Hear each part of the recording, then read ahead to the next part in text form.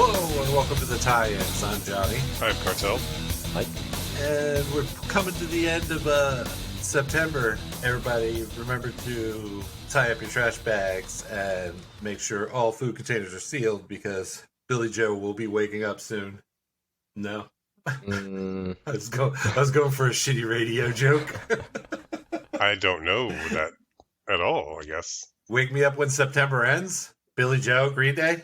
Oh, that is a song, isn't it? And I was making a hibernating bear comparison. I did not didn't catch that part. It was meant to be bad anyway, so Success.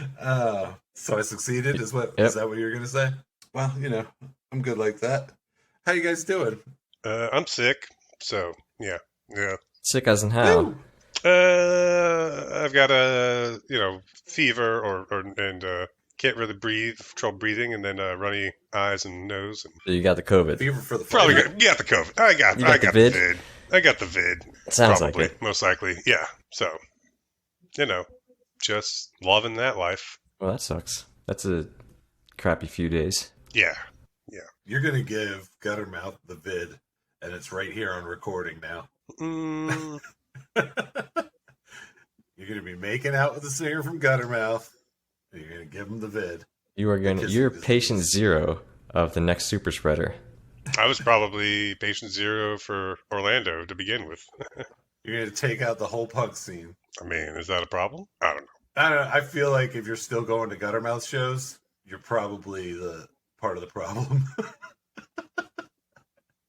No, is that too far? I mean, there's some bands from that era that I would still go see. I mean, don't get me wrong. I fucking loved Guttermouth when I was a kid. But if you listen to them now, they're really problematic. They can't name a single Guttermouth song. That route of punk rock. What? I can't name a single Guttermouth song, so I don't know. It's one of those bands that I know everyone else was into, but I never got into it. You know what I mean? And I also always confused them with Good Riddance. So not even close. I know. Same thing. I know this. I know this, and I even know the drummer from Good Riddance. He's a good friend of mine now, and weren't they hardcore? I mean, not under my definition. they're California punk rock, but I don't remember Good Riddance, and I wasn't ever into Guttermouth. Yeah. I was into both Good Riddance and Guttermouth, and Guttermouth is hard to handle nowadays. But anyway, anybody been playing anything new? Watching anything new? I'm dreaming anything new? Breathing anything new? 3 episodes into the new season of Welcome to Wrexham, which is awesome. I was going to ask you. I've been watching. Yeah, I'm all caught up on that. Nice. Yeah, I'm caught up as well. I like it a lot. I was talking to my wife about it. I think she likes it too, but the only complaint that I have is that I wish there was more sort of like footage of the training sessions and stuff like that. Like, I want to see more soccer, but I think that's probably just me. Probably most people don't want to see the soccer, and they think that's the worst part of it. And most people want to see more of the town stuff and how all the feel good stuff happening. But I'm really interested in the training stuff, and I don't get enough of that. But overall, still a really awesome show. I like it a lot. Yeah, I'm enjoying it as well. It's pretty good. Been watching Ahsoka, the new Star Wars, and I'm all on board on that because my man Thrawn showed up in this last episode, and he's doing his thing in live action. So how do they do with that? It's the guy who did the voice from Rebels. Because Thrawn was a bad guy in the Rebels later seasons, and I'm all aboard. I'm all aboard for bringing Thrawn into the new canon, and if this is what I got to do to get the Thrawn movie, let's set it up for the Thrawn movie. I felt like those were the only books that were actually good writing. Those were the only books that. Those were the books. We're talking the original Timothy Zahn stuff, right? Yes, Timothy Zahn. Yeah. Those were the ones that kicked off what the really the catalyst to make it a actual profitable expanded universe. All the other books were just grabs on the IP. And yes, really I can agree with that. Shoddily put together. They read almost like fan fiction. They were just terrible. But the Timothy Zahn books are actual literature. They're really good. Yeah, I would totally agree with that, and that it was all But yeah, those books definitely like were the catalyst to make more content in that time frame, because we're talking about early 90s, like 91, 92, 93, something like that, right? Because it was all before he even was doing the special editions. I don't remember. It seems a little early to me, but I may have read it a few years after it came out too. But like, because Thrawn was the bad guy, he was like one of the secret guys in the TIE Fighter game. I feel like it was, for me, it was late 90s. Okay. That's when you read them, is what you're saying. Yeah. I don't know when they actually came out, but for me, I got into the late 90s. I'm pretty sure they came out before the special edition re-releases in 97. Because like, Outbound Flight, I want to say was like 97, 96, 97. Which those were such a Heir mix. to the Empire? Heir to the Empire series, yes. 91. 91, wow. okay. Yeah. So yeah. I didn't get into them till late then. Yeah, 91 was like, I would say the start of the real expansion in that expanded universe, Lucasfilm books and publishing stuff. Gotcha. But then when Disney bought it, of course, they just said the movies count and everything else doesn't. It's just going to be stories we call legends now. So, yeah, with Filoni pretty much, now that they've failed on the sequel movies, let's be honest, Filoni seemed to have a pathway to recorrect the Star Wars canon timeline, I guess, is what I'm trying to say.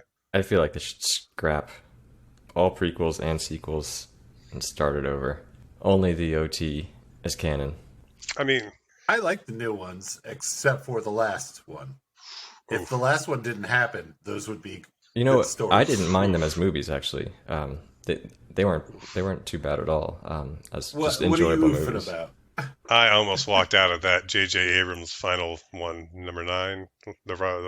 I mean, there was parts that I'm mad at. Yeah, I just said that one sucks. Oh, yeah, that the one. The final one. Whew. They ruined it. Oh, man. They ruined the whole thing. Yeah. I literally almost got out of that thing and I couldn't do it because there was children next to me and I didn't want to like ruin it for them, but I was just like, this is just awful.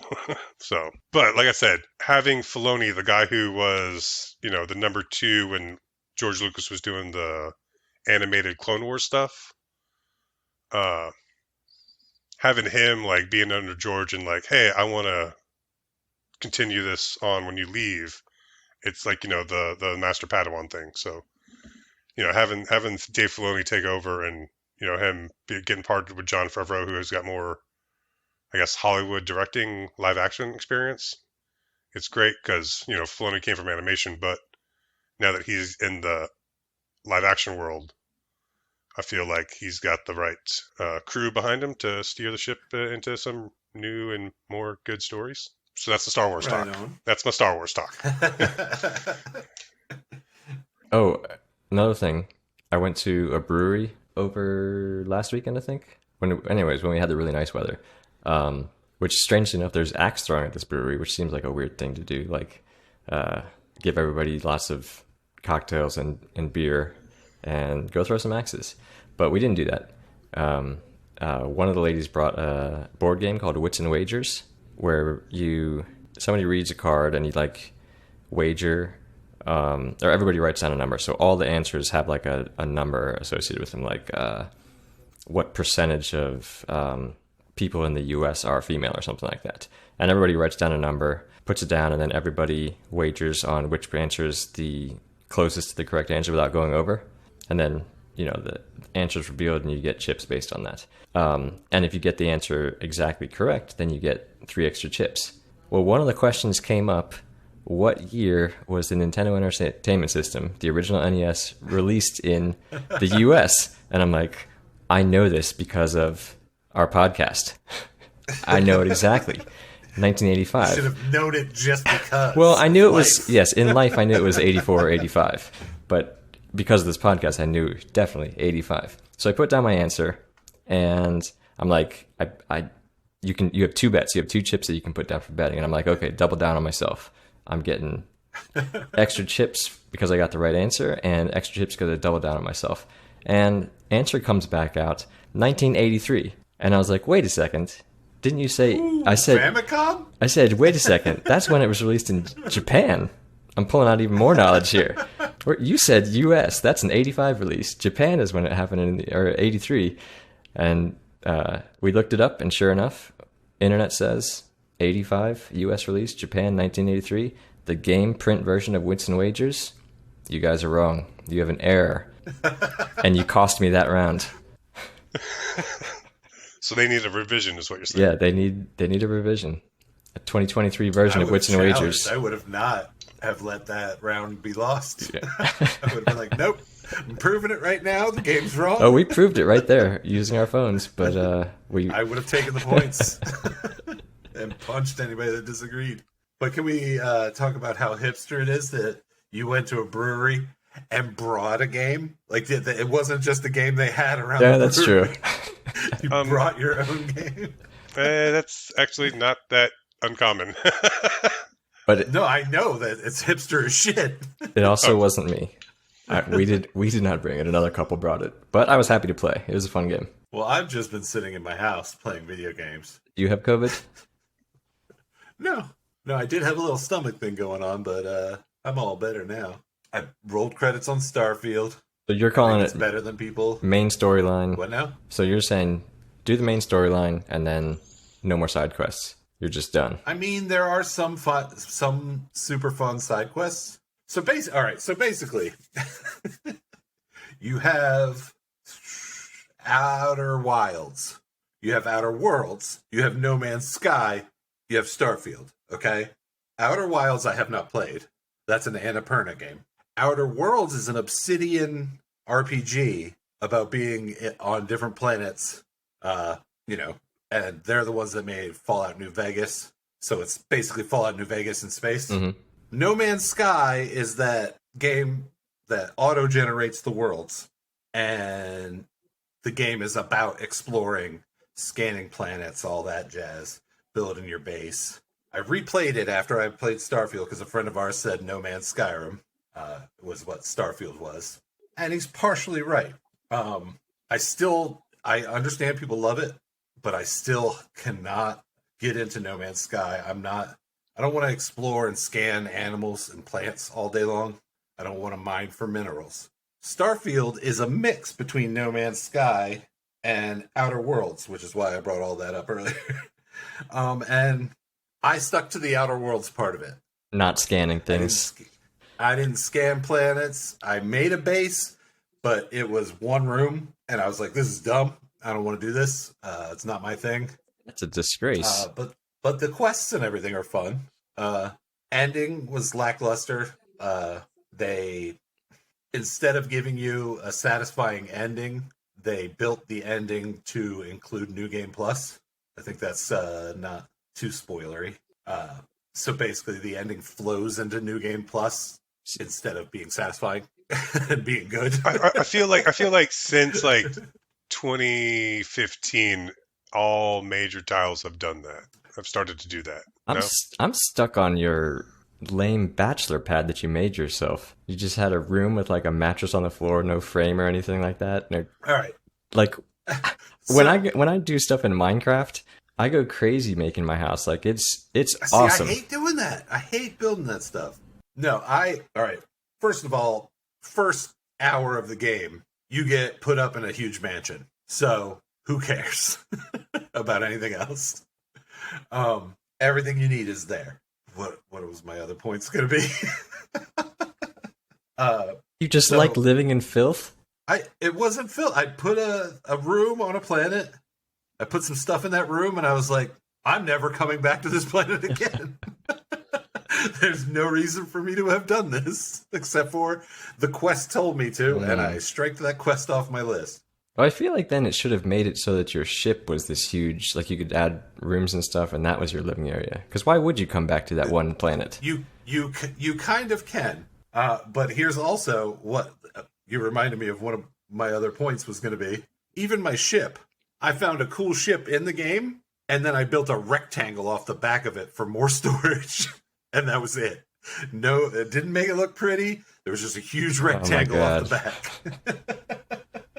Yeah, I didn't care about any of that. Gotcha. You're a function over form guy.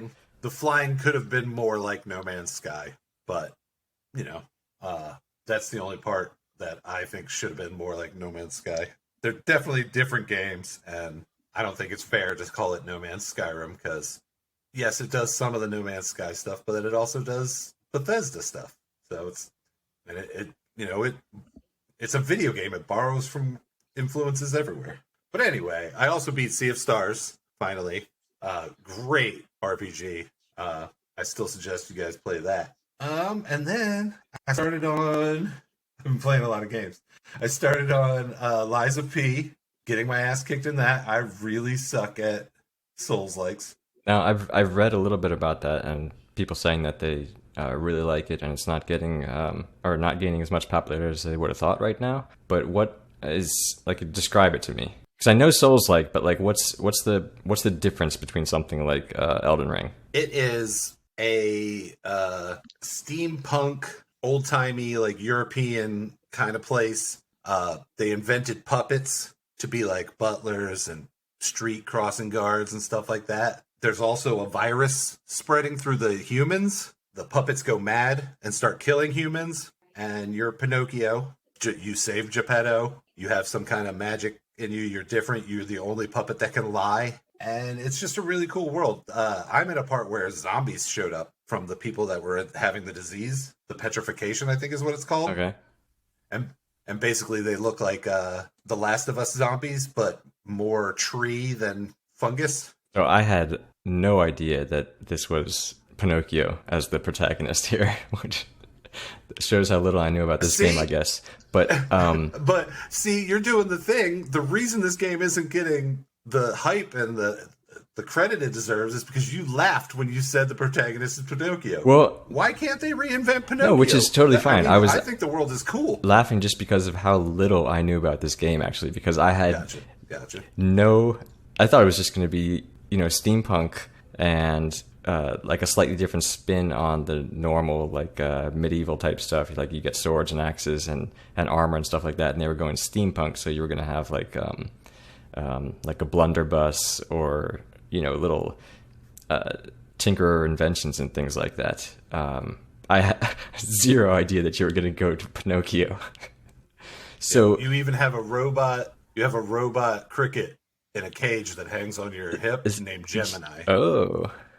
Okay, so then what is the armor and what are the weapons? Well, you're a robot, so you can upgrade your padding because you are a puppet, even though the spark of life is within you or whatever. And then the weapons are all it's broken down. It's handle and blade. You can take any weapon apart and put any pieces together as long as it's a handle and a blade. And they range from, I have a little fiery dagger. It's got some steampunk fire shit in there. All the way up to just a giant fucking monkey wrench with barbed wire wrapped around it. And you can do the giant monkey wrench head on the little dagger handle, and it looks really dumb, and it's not as fun as you would think. Well, this actually sounds pretty cool. No, the world is super cool, but I fucking suck, and I am struggling through it, and it makes me mad. Souls-likes should have an easy mode for people that just want to experience the story. Okay? I don't have the patience for delayed dodges and no button interruption. Yeah, downloading the moveset and then repeating the process, it just gives me every time, and I don't care to do it. See, everything moves slower in a Souls-like than you want it to. So, like, I'll hit my swing the sword, and nothing will happen for a second, so I'll hit it again. Then I'm stuck in 2 goddamn swing animations that I can't dodge or block when the dude hits me. And that's why I die every time. And I never dodge just once. I dodge twice because it doesn't happen right away as soon as you hit the button. Oh, and it queues them up? Yeah. And speaking of, I downloaded Party Animals today. Yeah, unfortunately, it's only on console for Game Pass. The controls on it are so bad. Like, that's disappointing. I was showing my partner, I would hit the control stick down. A literal second would pass before my character started moving. And it sucks because local multiplayer party games are so few and far between. They super copied. I want to look and see if they're somehow affiliated with Gang Beasts because they totally copied it. Like even in the tutorial, you punch someone, headbutt someone, and pick them up and throw them out of a ring. They just straight up stole Gang Beasts and made it a party game. I love Gang Beasts. And made it bad. Which has great controls. Yep. But yeah, so that's what I've been up to. Right. Getting real deep into games that are kicking my ass. I am struggling, though. I'm without a game now. I've been beating too many, and I can't have Liza P as my main go-to. Payday. We've been playing some Payday whenever it's working. I assumed that was going to be the first thing you said, Cartel, was, goddamn, Payday's not working. I mean, if I paid for the game, I would be saying that, but I did not pay for the game. It's available on Xbox Game Pass. Woo! So I'll just let them sort it out, and hopefully there's a good game in there once that's all sorted. It's sorted. But from the looks of it, there's 8 missions, multiple difficulties, and there's no microtransactions right now, currently. But you can see that they're coming. It's coming. I mean, that game's built for that. Yeah, it's coming, and the always online model, hopefully they reevaluate it and, decide to not do that. But I can also understand that the reason why they want to do it is, for the anti-cheat stuff. So, if you're going to do that, you gotta have good servers. So hopefully they can fix it. Yeah, I was able to do the first mission, which was also the mission available in the beta, and then I attempted to single player the second mission and didn't make it all the way through it. The second mission actually has no stealth option. You have to go guns blazing. I don't know if you... Yeah, you have to run in and kill all those civilians, right off the bat. Yeah. The second mission was a big, oh, okay, well, all right, I guess... That's my kind of mission. I'm just the bad guy. I like it. I guess I'm just doing this. Okay. I don't do stealth. But speaking of guns a-blazing, let's go from the Trogs last week to the Strogs this week in this week's game Passing You By. Oh no! Sorry, my pages unloaded. Quake 2 is a 1997 first-person shooter video game developed by, is it ID or id? I've always said Software. id. Yeah, id. id Software. Published by Activision. It's a boomer shooter. I picked it. I gave you guys an easy week. I knew you guys had already played it so that you didn't have to do anything. Oh, I played it again. I also have been playing. I downloaded it, played it for the podcast, and then was like, God, I fucking hate boomer shooters. But then as I was running out of my main games, I found myself loading it up and just playing a level and actually enjoying it. A good game. It's historic. It's the game where a professional player, maybe not Quake 2, maybe it was Quake 1, but a professional player popularized WASD. Yeah, that's true. And I'll say this though, Quake 2, there were mods before this, and Doom 2 were both really good for the modding scene. You could download Bart Simpson and stuff and put it in and change the sounds and everything. And it was easy enough that me as a 11 or 12-year-old could mod Doom and Doom 2 with just a little bit of computer know-how. Quake 2, though, took it to a whole new level. First of all, the movement in Quake 2 gave you the up and down looking. It, full 3D, so it was already way better than Doom and Doom 2. Second of all, the mods for this were just insanely ahead of their time. They had LMCTF, which I think was the first ever CTF mod released. It totally popularized Capture the Flag as just a game type, which is still one of my favorite game types to this day. It had a grappling hook mod, and turned it out to get this huge competition scene. I would say Quake 2 was maybe the start of esports. And then Quake 2 also had Observer, spectator mode, where people could join the server and see multiplayer games ongoing. And then people would put a shoutcast on top of that. So these were way before sponsors and everything like that. People were actually putting together Quake 2 events where you could log on, watch a competition live, and have somebody shoutcasting the game on top of it, like announcing the game. Just a decade at least ahead of its time. And I'm almost positive the version we played was a updated version. I mean, it would have to be, right? I think so. It was way smoother. It's a cutscenes reissue. actually looked great. remaster, whatever. Yeah. It's definitely a visual upgrade. Yeah. I didn't actually play this when I was younger, I don't think. I was never really into the boomer shooters. Like, I played them with people because other people were playing them, but I've never beaten Quake 2. I feel like Mike made one in college as like a final project with your classmates, right? I did. It wasn't a boomer shooter, right? I mean, and to a degree.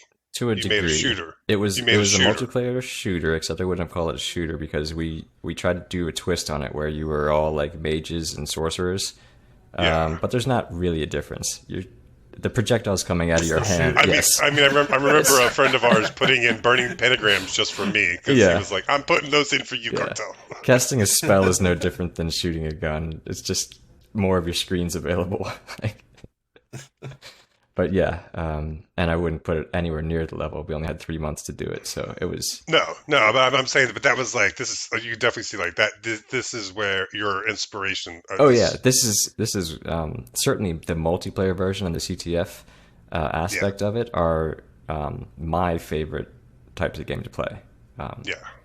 I would say the single player of Quake 2 is fun, but for me, that's not where the fun is. The fun for me is... large multiplayer. I want to get in matches. I want to play multiplayer with this. And LMCTF for Quake 2 is just like the start of my obsession with sort of like the esports type stuff. So this game has like a lot of historic importance for me. I definitely feel like the reason why I played it is because I hung around with y'all when we were in school and college. Because I feel like I would have had to have played this with you guys then, even if it wasn't. I think then it was actually, it wasn't this version. It might have been Quake 3. Quake 3 is what it was, either way, I still think like even before Quake 3, we would have played Quake 2. So, you know, the only reason why I would have touched it is because of you guys. So, you know, it's got that nostalgia hit for me, but that's where it hits. That's where it goes for me. Agreed. I would definitely, if you're into boomer shooters, a new one just came out on Game Pass. What was that one called? Oh, I don't know. Anybody? What? Like recently or like within the past few months? Within the past few months. Okay. But it's a brand new IP. I feel like the past few years they've got a few resurgence of them since the remake of Doom. I feel like that was the Kickstarter for that. Yeah, Slayer's X Terminal Aftermath Vengeance of the Slayer is a boomer shooter that just came out. That is too long of a title to say. It's a love letter to boomer shooters. It's like it's the same art and everything, like a Duke Nukem type character. But yeah, it's boomer shooters are. If you're into that, I would suggest checking this out on Game Pass. It's a historic title. Do you guys agree? Yes, for sure. Check it out. And they did a good job. I mean, it plays really smooth. It handles widescreen monitors just fine. It renders at all the newest like super high resolutions. Runs great. They did a great job updating it, and it's still fun to play, even to this day. Agreed. And that was this week's game. Passing you by. Let's take a quick break, and when we come back, do some news.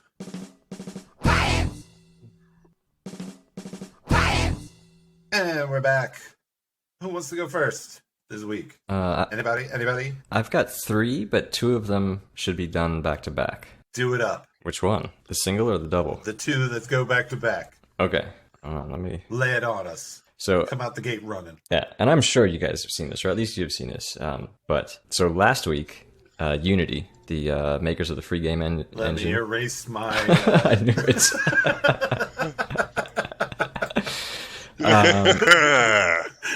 I know we're probably. I mean, this could easily take a podcast in and of itself, just talking about this shit show that just went on this last week with Unity.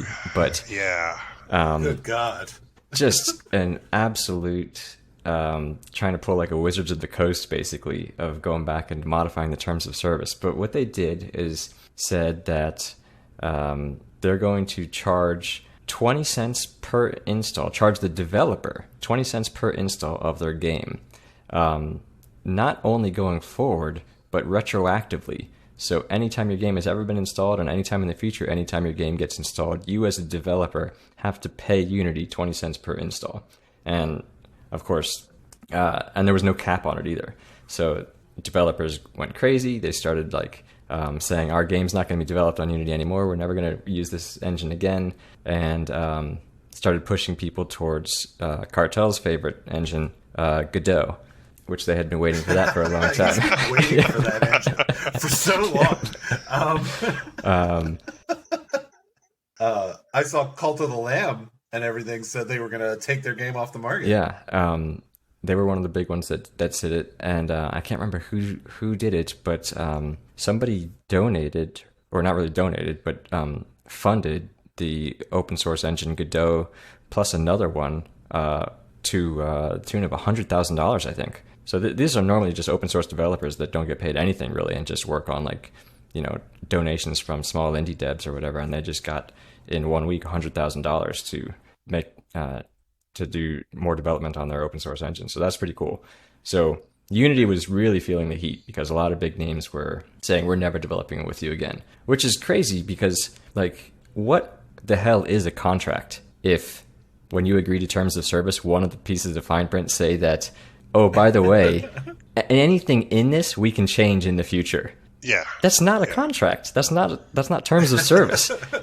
It's a worthless piece of paper. Yeah. So that hasn't gone away, unfortunately. They did tell everybody, okay, we're rolling it back. So let me get you the new link here. The new terms, they've capped it at 2.5%. So no matter what, we'll never take more than 2.5% of your revenue, which is good. But again, can you trust them? Because fine print's still there. We could change this at any point in the future. And they've already burned a lot of the trust there with the community. But the second part that I thought was weird, maybe I'm reading it wrong, is if they've capped it at 2.5%, you have a choice. You can say like, I would like to pay you 2.5% of my revenue, or we can do it based on installs capped at 2.5%. Why would you never or ever want to not do that second one? I believe it is on the developer to monitor their installs and report. I saw that too, but so if it's capped, if they don't want to spend the money to monitor that, then they might just pay off. But my problem is these developers pay to use the Unity engine, okay? And what this is charging for is, I think it's called runtime. Yeah. Which just runs their engine. That's part of your fucking engine, dude.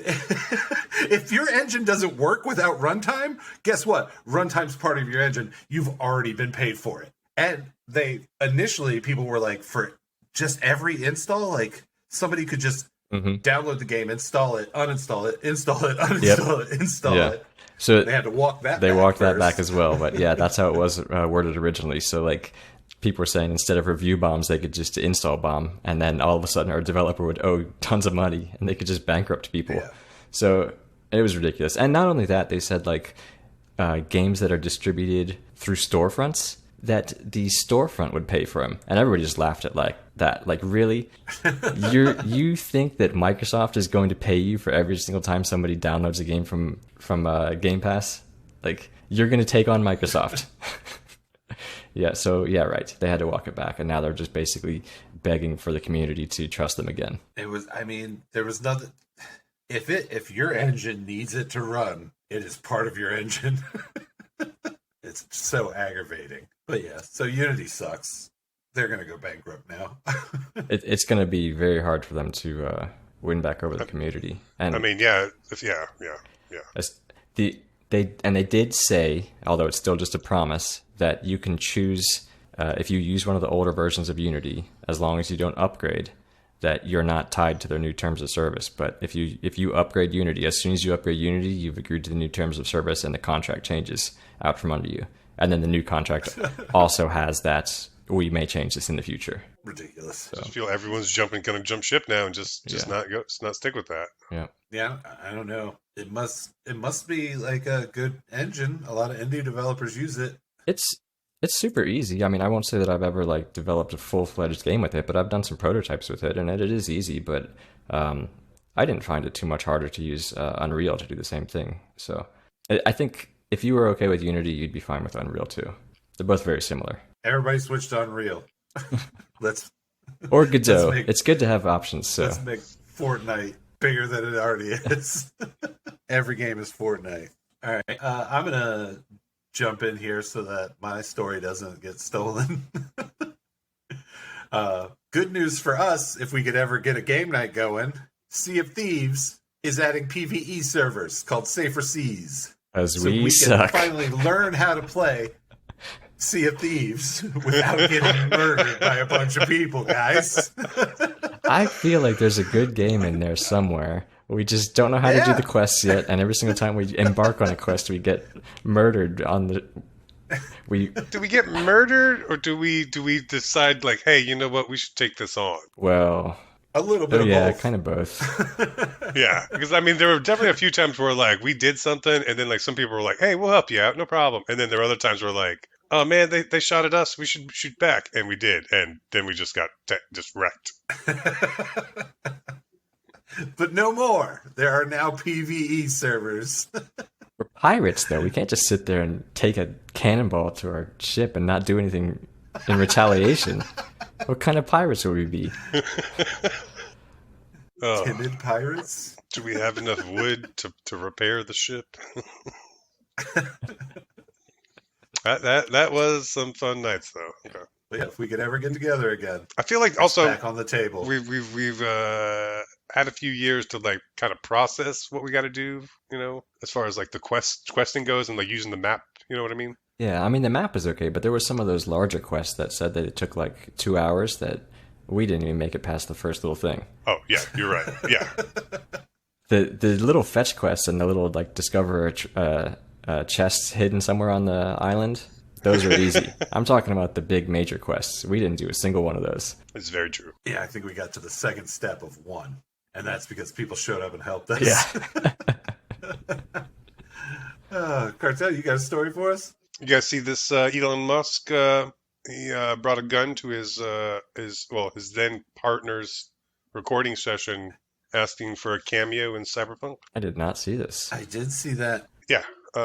So his girlfriend at the time, Grimes, the mother of one of his 11 children, or 3 of his 11 children, brought an old school pistol to the recording session and demanded he have a cameo. Did he get one? I didn't get that far. He didn't really. Dude has 11 children? That was also like, wait, what? What the? There is no NPC based upon Elon Musk. Okay, good. I just hate his fucking face. Oh wait, no, he does have a small cameo. He does have a very punchable face. I just read that he doesn't. No, from the CD Projekt Red people. Oh, maybe he doesn't. But apparently he's a background character in something. Is this basic looking white guy a different basic looking white guy? Get out of here with that. He's not in it. Yeah. The CD Projekt Red people said no.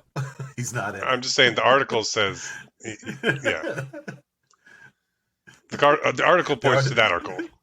So that's why I included it. All right, Michael. All right. Michael? This one took me by surprise. I had no idea that Gearbox wasn't doing that great. So, developer Gearbox Studios is reportedly up for sale.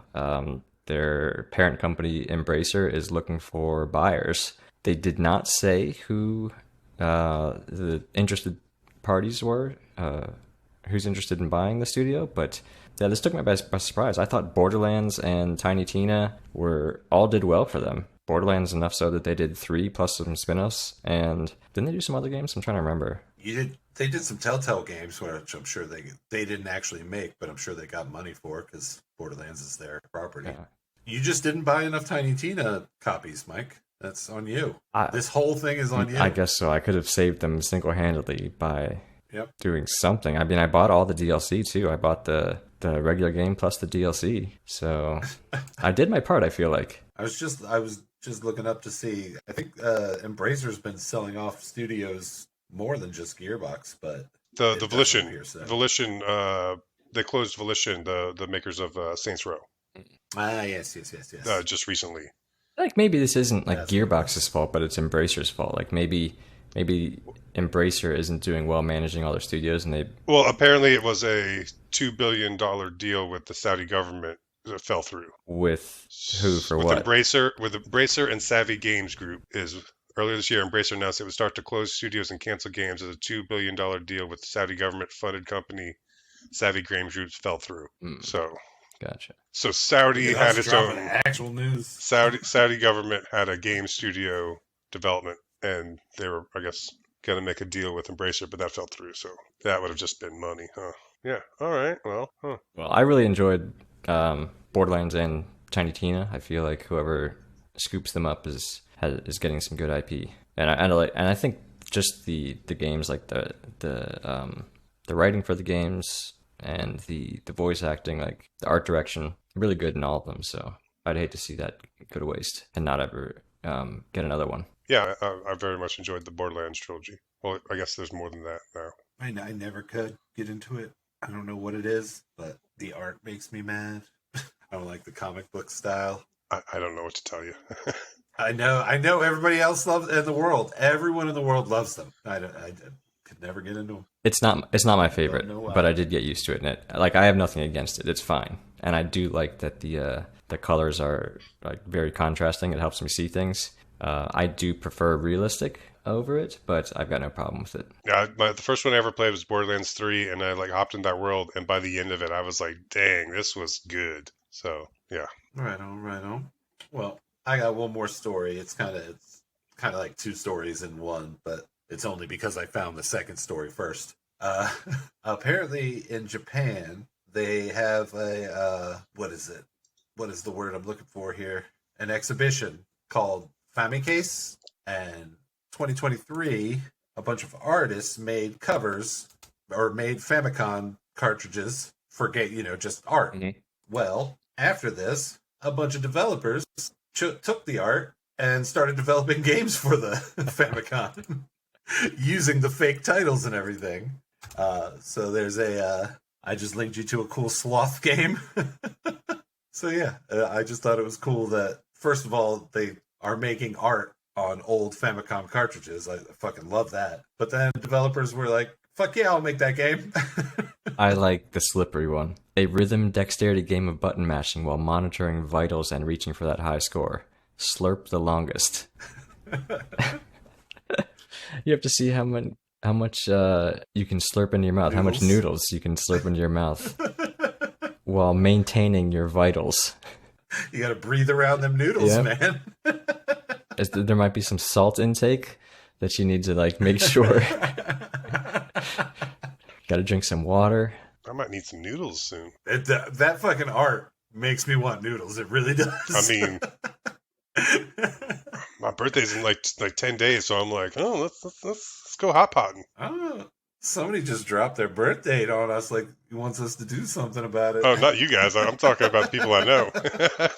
I literally talked to the boss man today. I was like, hey man, we got anything? No, cool. All right, well then let's keep it away. And so I looked in the calendar after that. I said that, and it says blacked out. Well, I have one more thing for you guys then. Speaking of Nintendo, which I forgot about until just now. You reminded me with this Nintendo thing. And that is Trombone Champ is 4-player multiplayer on the Switch. Ooh. Which could make for some pretty funny streams. Yeah, I expect you to have it when I come to your house next. You have anything else, Cartel? I guess I also have a 2-for-1 here. So first of all, it's a 2-for-1 day. They overlap. So first of all, Megan Fox is getting roasted over her portrayal in Mortal Kombat 1. Is it really her fault though? Yeah, I mean, whatever. I mean, it looks like Megan Fox there. Yeah, but I think they're just saying that her performance is lifeless, and yeah. But then there's also the Nintendo Switch version that's $70 and has no facial expressions, bug eyes, and completely buggy. I was considering purchasing the Nintendo Switch version this week because I had to work all week, and since I was sick, I was like, well, I could play it on the Switch. And then I saw the review for it. Boy. And then I saw this article, and oh man, all the comparisons and videos from the article just made me go, you know what? That's rough. Maybe I don't need it on the Switch. Not at all. But I did hear it is probably the best Mortal Kombat game ever, and probably the best one for people who play solo, because it's got the new mode, the Invasion mode, which is basically just a game board RPG. Is that right? Does that sound right? Tabletop? Yeah, where like there's 4 or 5 different worlds, and then you just go through battling and equip your gear and team or whatever, and then just go through defeating enemies through the world. I don't know. I'll wait till next year when it comes on Game Pass. It was interesting enough for me to go, I will wait for a sale. A deep discount sale, since I'm the only one who's going to play it. Deep discount. But yeah, that's my 2-for-1 of Mortal Kombat 1. Looks fantastic. It looks great. I want to play it. Can't wait to play it, but I'm going to wait for it to come at least half off. Can't wait, but I'm going to wait. Oh, I'm very eager to play, but not at $70. No, I hear you. Not at $70. That's if y'all were into fighting games as well, maybe. But since it's just me, no. Yeah, no. Meet me in Payday 3. That's fine. If we both can log in and find each other in the matchmaking. I feel bad. This morning, it gave me the option to join one of your games, but you said no. I wasn't to the point. He was at a further mission than I had gotten yet, and I didn't want to skip shit. So I said no. He didn't want to play with you, Cartel. That's fine. I'm pretty sure I was playing with randos. Yeah, that's fine. But apparently, you had at least one NPC in there because it said I could join. But all right, well, that's it for us this week. Next week we have another mini episode with some exciting news for Spooky Month. Woo! We are the Tie-ins. I'm Johnny. I'm Cartel. I'm Mike. And we just wasted your time. Spooktoberfest. Follow us at the Tie-ins on all social media. Join our Discord, the link to which can be found on all said social media. Join our Patreon at patreon.com/TheTie-ins. And please remember to subscribe and leave us a 5-star review on your favorite podcast platform. It helps connect us to more listeners like you. Well, not like you. Better, cooler listeners.